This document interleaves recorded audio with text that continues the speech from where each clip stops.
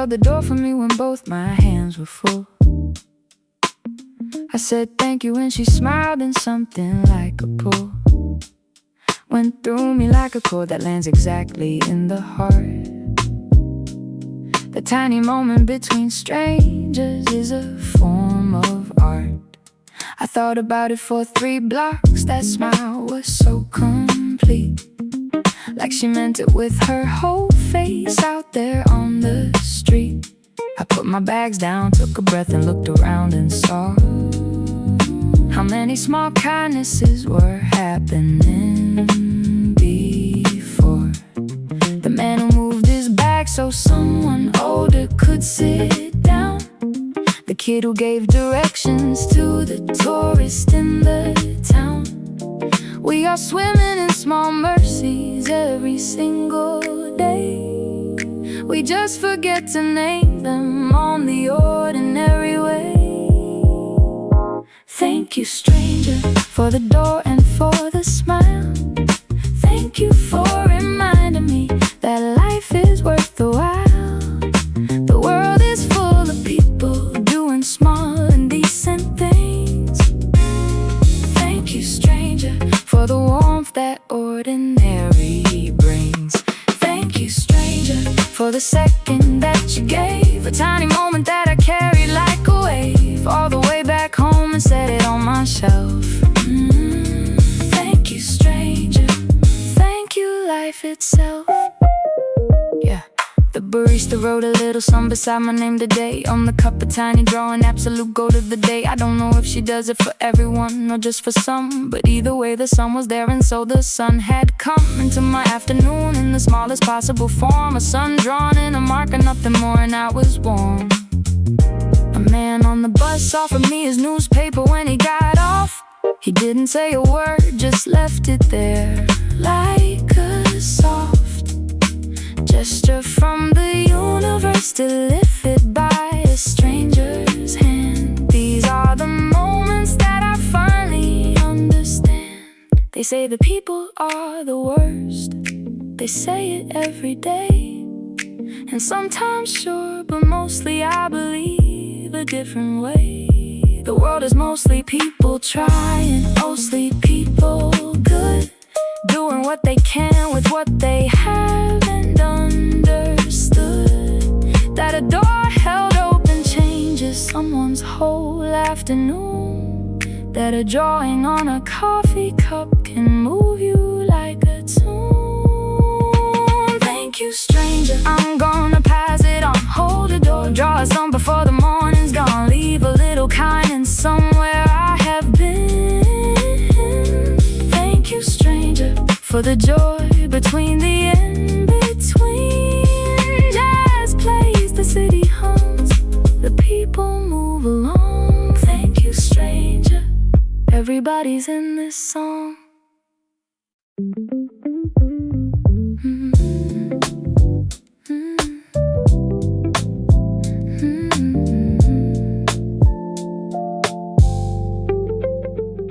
The alarm can wait, I'm already up before it rings. I threw the curtains open wide to let the morning in. The coffee maker gurgling like it's happy to be here. The birds outside are showing off, the sky is crisp and clear. I dance a little on the kitchen tile in just my socks. I don't care what I look like when there's nobody who knocks. The toast pops up and startles me, and I burst out laughing hard. The kind of laugh you only laugh when life is off its guard. I pour the coffee golden brown and hold it like a prize. The whole day stretching out ahead beneath the open skies. Nobody promised me this morning would be anything at all, but here it is, a perfect thing, arriving like a call. Good morning, good everything, good day. Every little ordinary thing is going my way. The sunlight on the countertop, the steam above the cup. Good morning, good everything. I'm waking up. Good morning, good everything. dream. This is how the good ones feel. Jazz playing low, the world turning bright. Good morning, good everything. Everything's alright. I make my eggs the way I like, which takes a little while. I add the herbs I grew myself, and that's what makes me smile. A little pot of basil on the windowsill, so green.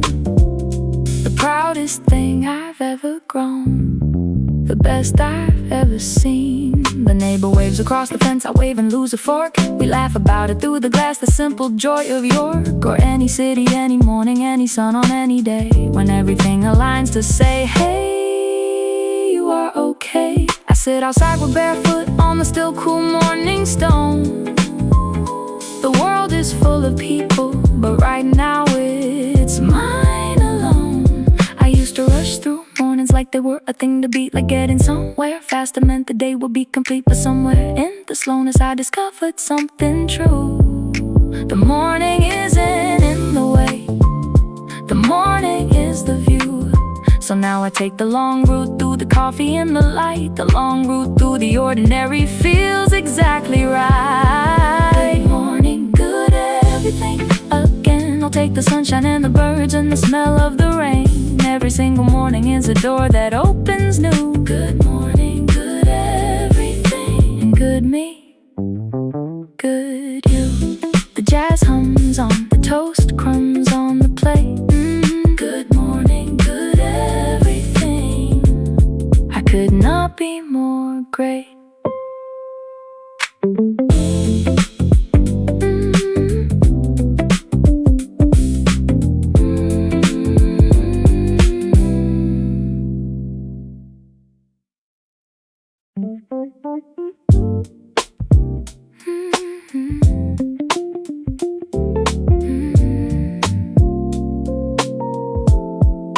The Tuesday came in sideways through the kitchen door, golden and insistent like it hadn't been before.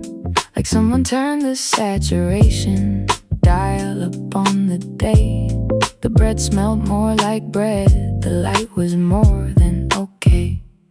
I put my hand flat on the countertop and felt the stone, the cold specific realness of just being here alone. In a Tuesday, in a body, in a kitchen, in the now. The ordinary fever of it made me ask somehow, when did everything get this vivid, this precise? When did an ordinary Tuesday get this twice? As nice as anything I've chased or traveled far to find, the fever dream of Tuesday living in my ordinary mind. Fever dream of ordinary Tuesday, everything turned up.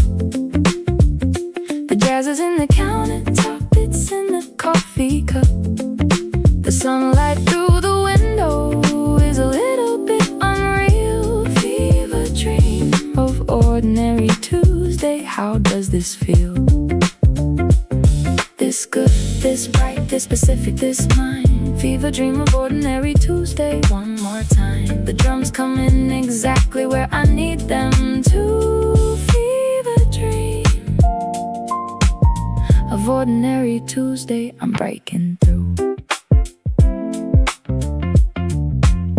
I ate my lunch in something like a trance of gratefulness. The tomato tasted like the whole summer, nothing less. I held the glass up to the light like it was worth the look. And it absolutely was, it was the whole book. In a glass of water in a Tuesday in the gold. The fever dream of Tuesday is the story being told. Underneath the ordinary, always if you reach. The fever dream of Tuesday is within your absolute reach. What if all of it was this extraordinary all alone? What if we were living inside something like a song, and just forgot to listen, just forgot to feel the beat? The fever dream of Tuesday under your own feet. The whole time, the whole way, the whole impossible show. The fever dream of Tuesday, let it over. Fever dream of ordinary Tuesday, slowly clearing now. Back to regular Tuesday, which is wonderful somehow. The jazz winds down, the light returns to normal range. Fever dream of ordinary Tuesday. Nothing and everything everything changed.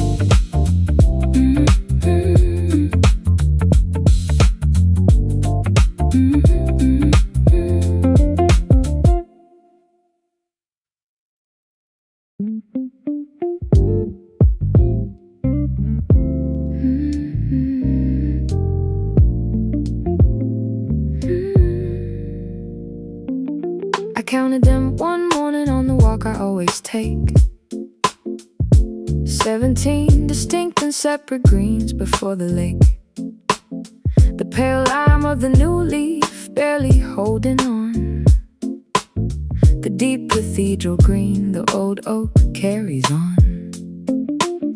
The gray green of the olive, the electric of the moss. The jade of something climbing with complete and utter gloss. Over the stone wall, the dusty green of sage. The bottle green of ivy at a very serious age. I stopped at each one like a gallery I'd never seen. 17 completely different arguments for green. The world repaints itself each morning while we're looking down. 17 shades of green before you reach the town. 17 shades of green, I wrote them in my phone. 17 shades of green, and I wasn't even close to done. The walk is only 20 minutes, what's the full count then? 17 shades of green before the path bends. 17 shades of green. The jazz agrees, every shade a different frequency that knows and sees something I've been passing blind for all these years. 17 shades of green, everything appears. The thing about attention is it costs you nothing more than the willingness to look at what you've looked at before and see it as if seeing it for the actual first time. The green was always 17. The 17 was always mine to count if I had stopped, which I had never done until the morning of the green and the slow morning sun that lit each shade individually like a choir. 17 shades of green performing in the prior. Boredom is a failure of attention, someone said. I think of that on mornings when I'm heavy in the head, and I count the greens and suddenly the head goes light. 17 shades of green, put everything in right proportion, right relation, right and real. 17 shades of green is how the good days feel.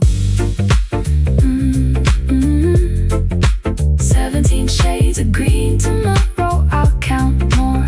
The red berries, the gray stones, the sky's entire score. The world is an impossible museum and it's free.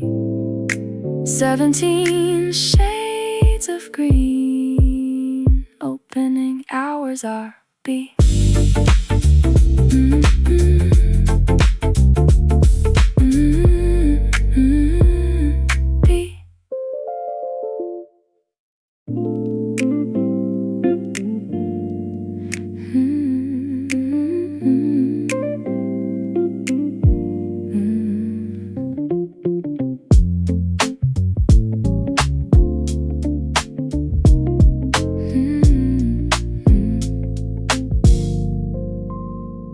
But jasmine only opens after dark, you have to wait.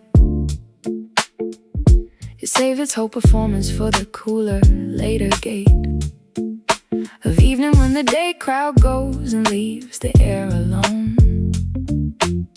That's when the jasmine opens up and claims the night its own. I found this out by accident one summer, stepping out to take the laundry in and catching beyond any doubt the most extraordinary smell arriving out of nowhere, out of the dark vine, climbing up the fence without a care for anything but being exactly what it is at the exact right time. That's what the jasmine knows it is. Some things only bloom for those who are still awake. Some perfumes only arrive for those who wait. What the jasmine knows is this: the night is yours. What the jasmine knows is this: the best things come in pours, not during the performance hours, not when everyone is watching. What the jasmine absolute and not stopping. What the jasmine knows, the darkness is not empty. What the jasmine knows is bloom regardless, bloom in plenty. Jazz at midnight, jasmine in the air tonight. What the jasmine knows, the night is full of light. I sit outside on summer nights to catch it if I can. This neighborhood becomes a different neighborhood and plan. At 10 o'clock, the older people walking their slow dogs. The cats appearing from their daytime catalog of hiding spots. The jasmine doing its invisible broadcast on the night air, available to anyone who asks the question with their body. Stepped outside, looked up, breathed in through the nose, and let the evening fill the cup of everything they are. A full nocturnal receipt. What the jasmine knows is that the night is not complete without the ones who stay awake to smell the specific bloom, without the ones who step into the dark outside their room and let the night be real and not just something to get through. The jasmine blooms whether or not you come, it's true. But if you come, if you step out and breathe and stand, the jasmine gives you something that no daylight has planned. What the jasmine knows, I'm learning slowly now. To meet the night is something more than just somehow getting through until the morning. Meet it as a room. What the jasmine knows, the dark was always full of bloom. Jazz and jasmine, summer night, the fence, the vine. What the jasmine knows is also mine.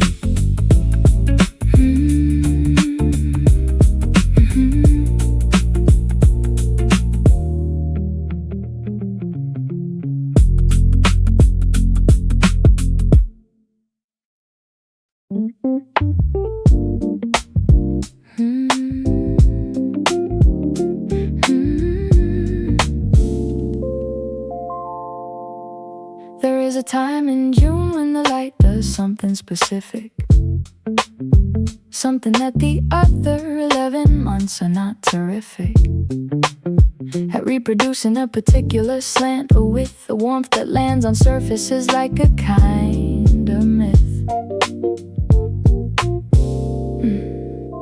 Made visible, made real, made yours if you were there, standing in the aperture of June's Pacific air, at the exact angle where the wall meets the window frame, where the afternoon comes in and nothing is the same as it was before that light arrived on the stone.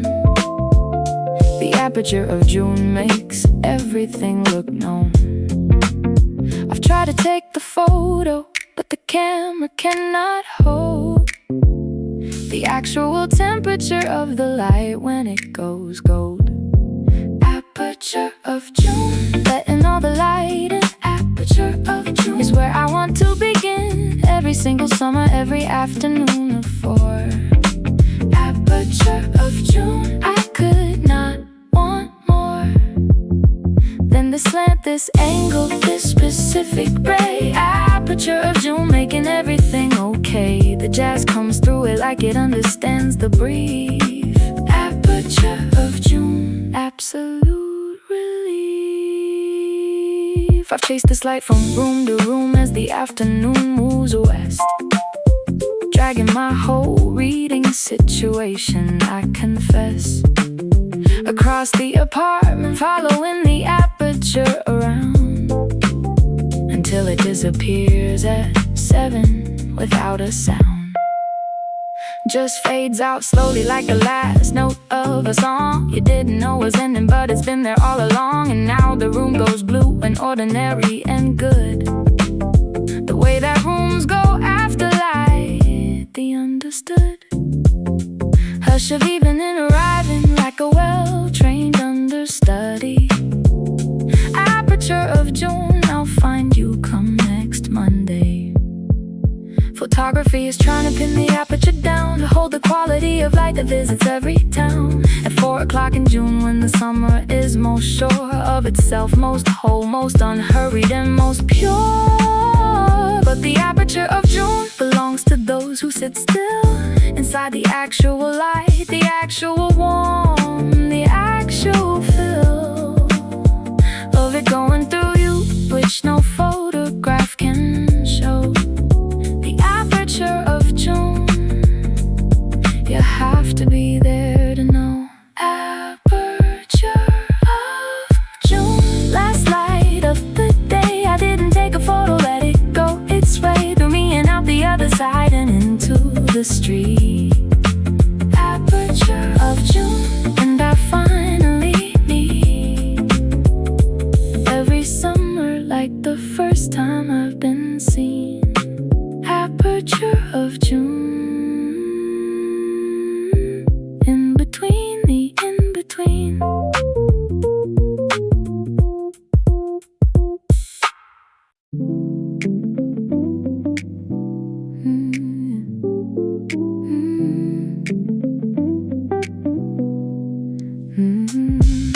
There is a kind of feeling that I cannot name correctly. It is not sadness, but it sits beside it very directly. Like standing at a window of a place you have to leave, knowing you will miss it like you'd almost not believe. The summer in its final weeks before September comes, the way the evening light arrives with gentle sounding drums. Too beautiful for comfort, too precise to just ignore. It hurts a little gently, like it's softly keeping score of all the gorgeous things you felt and almost let go past. The blues they never warned me about are here at last. This is not the sad kind, this is the too alive kind. The aching of a life so good it nearly breaks your mind. The blues they never warned me about the beautiful ones. The feeling of a summer day that's already done, before it's done, while it's still here, while the light is still gold. The blues they never warned me about, honest and bold. This is what it feels like to be grateful and afraid. Afraid that it will end and grateful that it stayed this long, this warm, this jazz, this real, this mine. The blues they never warned me about are absolutely fine. I sat beside the river at the end of a long July and watched the light do everything and nearly started to cry. Not because anything was wrong, because the right was almost too much right. The river and the light, the trumpet from the busker 3 benches down the way. The absolute perfection of a late July day. The feeling that you wanna hold it all at once, but life moves through your fingers and you're left a happy dunce who sat beside the river and felt everything arrive. The blues they never warned me about being this alive. They prepare you for the heavy kind, the dark that fills the room, the gray that sits on everything, the pressure and the gloom. But nobody prepares you for the beautiful too much. The river and the trumpet and the late July sun's touch on your face while the jazz plays and the water moves along, and you realize that this specific moment is a song that nobody will ever sing exactly right but you. Beside the river, starting to. The blues they never warned me about, sitting in the haze beside the river, watching gold move through the afterdays. I stayed until the busker packed his trumpet and his case. The blues they never warned me about, I'll take that grace. Every summer, every river, every too much light. The blues they never warned me about, I'm alright. Yeah.